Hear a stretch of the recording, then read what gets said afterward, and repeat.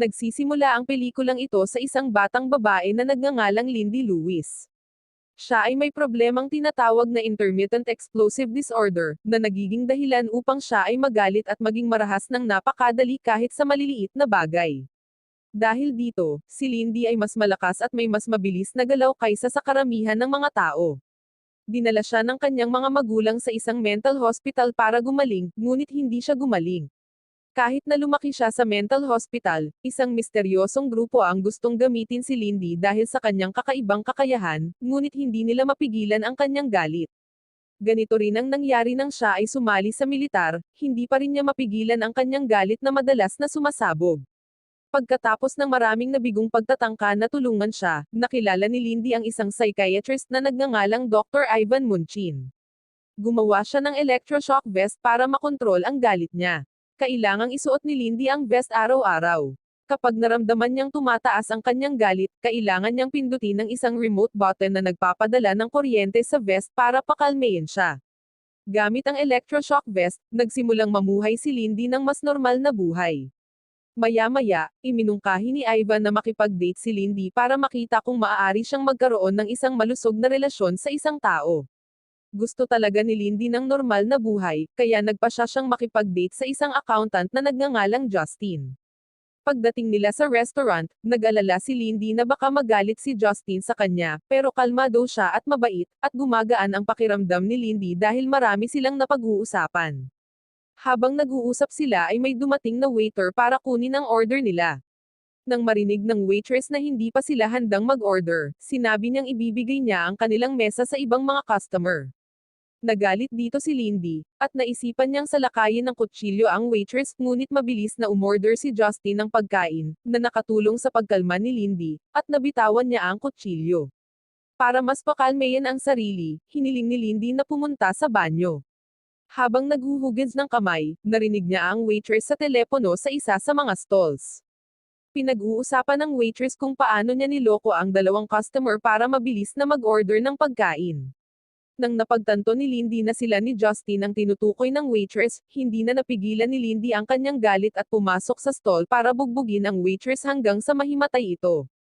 Dahil sa pangyayaring ito, kinabukasan ay pinuntahan ni Lindy si Ivan at hiniling sa kanya na ayusin ang electroshock vest sa pag-aakalang hindi ito gumagana para pakalmayan ang kanyang galit. Pagkatapos suriin, sinabi ni Ivan na hindi sira ang device. Sinabi niya kay Lindy na hindi siya dapat umasa dito at kailangan niyang matutong bumuo ng malusog na emosyonal na relasyon upang mas makontrol ang kanyang galit. Kasunod ng payo ni Ivan, nakipag-ugnayan si Lindy kay Justin para makipag-date. Nang gabing iyon ay naglakad sila sa parke at nag-usap tungkol sa kanilang buhay, kasama na ang trabaho ni Justin bilang isang accountant. Maya-maya ay naghahalikan sina Lindy at Justin sa harap ng pinto ng kanyang apartment. Pagkatapos ay nagpahiwatig si Justin na gusto niyang matulog ng magkasama, ngunit hindi sigurado si Lindy dahil natatakot siya na baka mawalan siya ng kontrol at masaktan siya. Ngunit sinabi ni Justin sa kanya na siya ang bahala at sa huli ay niyaya siya ni Lindy sa kanyang silid. Nang tanggalin ni Lindy ang kanyang damit, nakita ni Justin ang electroshock vest na suot niya, ngunit sinabi niyang wala siyang pakialam. Nagbigay ito sa kanya ng kumpiyansa na makipagbakbakan sa kanya. Kinaumagahan, naghanda si Justin ng almusal para kay Lindy at niregaluhan pa siya ng kamera. Tuwang-tuwa siya dahil mahilig siya sa photography. Nagtanong si Justin tungkol sa electroshock vest na suot ni Lindy, at pagkatapos niyang ipaliwanag ito, tinanggap niya ito bilang siya. Noong panahong iyon, mas na-inlove si Lindy kay Justin, lalo na nang yayain siya nito na maghapunan sa kanyang bahay. Pagkatapos pumasok sa trabaho si Justin, binisita ni Lindy si Ivan sa isang magandang mood upang sabihin sa kanya ang tungkol sa kanyang matagumpay na date. Pinaalalahanan siya ni Ivan na patuloy na gumawa ng therapy para sa kanyang marahas na pag-uugali, ngunit hindi nakinig si Lindy. Nagpasya siyang i-enjoy ang kanyang araw sa pamamagitan ng pagkuha ng mga larawan gamit ang kanyang bagong kamera. Nang gabing iyon, naghanda si Lindy at tinawagan si Justin upang sabihin sa kanya na pupunta siya sa kanyang bahay. Kakaiba, may isang pulis na sumagot sa tawag at pinapapunta si Lindy sa istasyon. Pagdating sa istasyon ng pulisya, nakilala ni Lindy ang detective na si Vickers at ang detective na si Nevin. Sinabi nila sa kanya na natagpuan nila ang katawan ni Justin sa isang basurahan at siya ay binaril sa ulo. Nang humingi ng karagdagang detalye si Lindy, tumanggi si Nevin na magbigay ng anumang impormasyon. Nagalit dito si Lindy, at naisipan niyang barilin si Nevin. Ngunit pinindot ni Lindy ang button sa kanyang electroshock vest para kumalma at nagpas siyang umalis sa istasyon. Binigyan siya ni Vickers ng business card para matawagan niya ito kung may mahanap siyang impormasyon tungkol sa pagkamatay ni Justin. Kinabukasan ay nakaupo si Lindy sa parke na malungkot tungkol sa kung paano nagtapos ang kanyang relasyon ng napakalungkot. Nang maglaon ay pinuntahan niya si Ivan kung saan nagalit siya at sinaktan siya, sinabi na ang lahat ng mga sesyon ng therapy ay walang silbi. Sinisi niya si Ivan sa pagkamatay ni Justin at sa naudlot na date. Nang makitang wala na sa kontrol si Lindy, tinurukan siya ni Ivan ng pampakalma. Nang magising si Lindy ay nasa opisina pa rin siya ni Ivan. Nagpasya siyang hanapin ang pumatay kay Justin. Doon ay binalaan siya ni Ivan na huwag gumawa ng anumang bagay na walang ingat at sinabi na dapat niyang ituon ang kanyang therapy upang harapin ang kanyang marahas na pag-uugali, ngunit hindi na pinansin ni Lindy ang kanyang paggamot at determinado siyang maghihiganti para sa pagkamatay ni Justin. Pagkalabas ng opisina ni Ivan, tinawagan ni Lindy ang numero sa business card na ibinigay sa kanya ni Vickers. Nagsinungaling siya, na nagsasabing mayroon siyang bagong impormasyon tungkol sa pagkamatay ni Justin. Walang pag-aalinlangan, agad na kumilos sina Vickers at Nevin. Ginamit ni Lindy ang pagkakataong ito para pumasok sa istasyon ng pulisya at kunin ang mga gamit ni Justin mula sa evidence room, kasama ang murder file at ang kanyang ID card. Gamit ang address ni Justin, pumunta si Lindy sa kanyang bahay upang mag-imbestiga, ngunit bago niya magawa ang anumang bagay ay tinawagan siya ni Vickers. Alam niyang nagnakaw siya sa istasyon ng pulisya, nalaman din niya ang tungkol sa kasaysayan ng karahasan ni Lindy dahil sa mga isyu sa galit nito. Napagtanto ni Lindy na pinalibutan ng mga pulis ang bahay. Di nagtagal, pumasok sina Vickers at Nevin para arestuhin siya. Gamit ang kanyang martial arts skills, nagtagumpay si Lindy na talunin si Nevin at pagkatapos ay nakatakas siya gamit ang sports car ni Justin. Sinubukan siyang habulin ni Vickers at Nevin ngunit hindi nila mahuli si Lindy, bumangga ang kanilang sasakyan sa isang truck na nakaparada sa gilid ng kalsada. Matapos makatakas mula sa mga detective, pumunta si Lindy sa isang tindahan ng electronics upang makilala ang pinakamahusay na hacker na nagtrabaho doon. Ipinakilala ng empleyado si Lindy sa isang babaeng hacker na nagngangalang Andy. Pagkatapos ay tinanong ni Lindy si Andy na tingnan ang telepono ni Justin upang malaman kung sino ang tumawag sa kanya. Sa tulong ni Andy, nalaman ni Lindy na ang huling tawag na natanggap ni Justin ay nagmula sa isang abandonadong gusali na pag-aari ni Barry, isang kilalang gangster na pinuntirya ng FBI dahil sa iligal na pagbebenta ng armas. Nang gabing iyon ay pumunta si Lindy sa abandonadong gusali, na ginamit ni Barry para sa underground fighting. Walang takot, pumasok siya sa gitna ng away at hiniling kay Barry na sabihin sa kanya kung sino ang pumatay kay Justin. Nang marinig iyon, sumang-ayon si Barry sa kondisyon na talunin ni Lindy ang tatlo sa kanyang mga mandirigma. Tinanggap ni Lindy at mabilis na natalo ang dalawang mandirigma. Humanga sa kanyang lakas, itinigil ni Barry ang laban at dinala siya sa bahay ng pumatay kay Justin. Habang nasa daan, napagtanto ni Lindy na nagsinungaling si Barry at plano siyang patayin. Nagawa niyang pigilan ang plano ni Barry sa pamamagitan ng pambubugbog sa kanyang mga tauhan at pagtali kay Barry sa harap ng sasakyan habang kinukuryente siya. Sa ilalim ng pagpapahirap, isiniwalat ni Barry na ang kanyang boss, si Garrett Fizzle, ang nasa likod ng pagpatay kay Justin. Gayunpaman, hindi alam ni Barry kung bakit pinatay ni Garrett si Justin. Sa ibang pagkakataon, binisita ni Lindy si Vickers sa ospital. Nagpapagaling pa siya sa kanyang mga pinsala mula sa car accident. Noong panahong iyon, pinilit ni Lindy si Vickers na sabihin sa kanya kung saan nakatira si Gareth. Sa wakas ay sinabi sa kanya ni Vickers na si Gareth ay nakatira sa gusali ng Imperium Tower sa gitna ng lungsod. Binalaan ni Vickers si Lindy na huwag haharapin si Gareth na isang mapanganib na gangster, ngunit walang pakialam si Lindy at determinado siyang maghihiganti para sa pagkamatay ni Justin. Habang nasa ospital, nakita ni Nevin si Lindy at sinubukan siyang hulihin.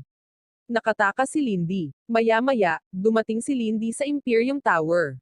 Pagpasok niya sa loob, sinalubong siya ni Delacroix, ang kanang kamay ni Gareth. Sinabihan siya ni Delacroix na sumakay sa elevator papunta sa itaas na palapag ngunit pagkatapos ay pinatulog siya. Nang magising si Lindy, nakatali siya sa isang upuan, at tinanggal ang kanyang electroshock vest. Tinanong ni Delacroix kung bakit siya nandito. Sinabi ni Lindy na gusto niyang maghihiganti kay Garrett dahil sa pagpatay niya kay Justin. Sinabi ni Delacroix na walang nakakakilala sa sinumang nagngangalang Justin na nagtrabaho bilang isang accountant. Dahil dito, iniuwi ng mga tauhan ni Delacroix si Lindy. Samantala, lumapit si Delacroix kay Garrett, isang matandang nag-eehersisyo. Nang sabihin ni Delacroix kay Garrett ang tungkol sa planong paghihiganti ni Lindy, sinabi ni Garrett na hindi niya kilala si Justin. Gayunpaman, inutusan ni Garrett si Delacroix na alisin si Lindy upang maiwasan ang anumang potensyal na panganib mula sa kanyang pagpasok sa Imperium Tower. Lumalabas, hindi dumiretso si Lindy sa kanyang bahay, sa halip pumunta siya sa bahay ni Ivan para sabihin sa kanya na may kumuha ng kanyang electroshock vest. Humiling siya kay Ivan ng isa pang device. Pumayag si Ivan na bigyan siya ng bagong vest kung mangako siya na titigilan na niya ang paghabol sa pumatay kay Justin. Sinabi ni Lindy na hindi niya magagawa iyon ngunit nangako siyang lutesin ang problema ng hindi nananakit ng mga inosenteng tao. Kinaumagahan, pagdating ni Lindy sa kanyang apartment, napansin niyang nakabaliktad ang numero sa kanyang pinto, tanda na may pumasok sa kanyang lugar. Upang malaman kung ano ang nangyari, pumasok si Lindy sa bintana at natuklasan ang isang bomba na nakatanim sa likod ng kanyang pintuan. Napagtanto na siya ay tina-target, inayos muli ni Lindy ang bomba at inilagay ang gatilyo sa microwave para ito ay sumabog. Plano niyang pasabugin ang kanyang apartment para isipin ng kanyang mga kaaway na patay na siya. Matapos iset up ang bomba, mabilis na umalis si Lindy bago ito sumabog. Di nagtagal, pinuntahan niya si Vickers na nanonood sa kanya mula sa isang kotse na nakaparada malapit sa apartment. Sumakay si Lindy sa kotse at ibinigay sa detective ang camera na ibinigay sa kanya ni Justin. Habang nagsasalita si Vickers, sumabog ang bomba sa apartment ni Lindy na nagdulot ng kaguluhan. Ginamit ni Lindy ang pagkakataon upang makatakas mula kay Vickers. Bumalik si Lindy sa Imperium Tower, umakyat sa gusali. Sa hindi inaasahang pagkakataon, hinihintay siya ni Delacroix at dinala siya para makita si Gareth. Sa pagpupulong, muling pinatulog ni Delacroix si Lindy at dinala siya sa kanyang silid. Nang magising si Lindy, sinubukan siyang patayin ni Delacroix sa pamamagitan ng pagkuha sa kanyang dugo. Hindi mapindot ni Lindy ang remote para sa kanyang electroshock vest upang makontrol ang kanyang galit ngunit nagawa niyang makatakas sa pagkakatali at inatake si Delacroix. Nag-away sila, at halos mapatay ni Delacroix si Lindy gamit ang isang bakal. Gayunpaman, binaliktad ni Lindy ang sitwasyon at pinabagsak si Delacroix. Pinuto niya ang daliri nito at dinala sa labas ng silid kung saan kailangan niyang harapin muli ang mga gwardya ni Gareth. Matapos talunin ang mga gwardya, ginamit ni Lindy ang fingerprint ni Delacroix para buksan ang pinto sa kwarto ni Gareth. Sa loob, natagpuan niyang patay si Gareth sa kanyang mesa na may tama ng baril sa kanyang ulo. Habang sinusubukan pa ring intindihin ni Lindy ang nangyayari, lumitaw si Justin, na buhay pa, at pinalakpakan siya sa pagpasok sa silid.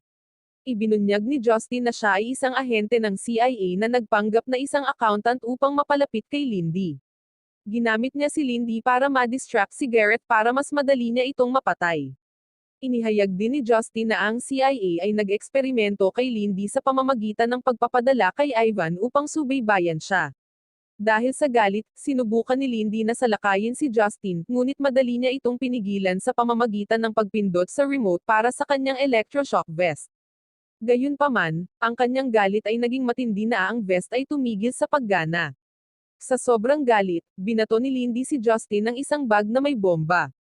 Nagulat siya ngunit hindi niya nailigtas ang sarili nang sumabog ang bomba habang si Lindy ay nakarating sa elevator upang makatakas. Pagkatapos ay pumunta si Lindy sa bahay ni Ivan para kumprontahin siya tungkol sa katotohanan. Inamin ni Ivan ang lahat habang tinutukan siya ng baril ni Lindy. Bago pa niya magawa, dumating sina Vickers at Nevin at sinubukan siyang pigilan. Dinala ng detective si Lindy para sa pagtatanong tungkol sa pagsabog sa Imperium Tower. Kinabukasan, habang nasa ospital si Lindy, binisita siya ni Vickers at Nevin para tanungin. Ipinaliwanag ni Lindy na pinoprotektahan lamang niya ang kanyang sarili mula sa mga tauhan ni Gareth na gustong pumatay sa kanya. Batay dito, nagpa siya sina Vickers at Nevin na huwag kasuhan si Lindy ng murder. Bago umalis, ibinalik ni Vickers ang kamera na ibinigay sa kanya ni Lindy. Matapos makalabas sa ospital, nagpasya si Lindy na ibigay ang kamera sa isang taong walang tirahan sa kalye. Sa pagtatapos ng pelikula, pumasok si Lindy sa kanyang apartment na nawasak dahil sa pagsabog. Biglang may lumabas na babae at nagsabing miyembro siya ng CIA. Ipinaliwanag niya na ang CIA ay nagplano ng eksperimento kay Lindy at humihingi ng paumanhin sa kung paano siya tinatrato ni Justin. Umaasa siya na ang mga kaganapang ito ay makakatulong kay Lindy na kontrolin ang kanyang mga emosyon dahil si Lindy ay sinanay upang maging isang assassin ng CIA. Wow naman! Doon nagtatapos ang pelikula mga idolo, salamat sa inyong panonood.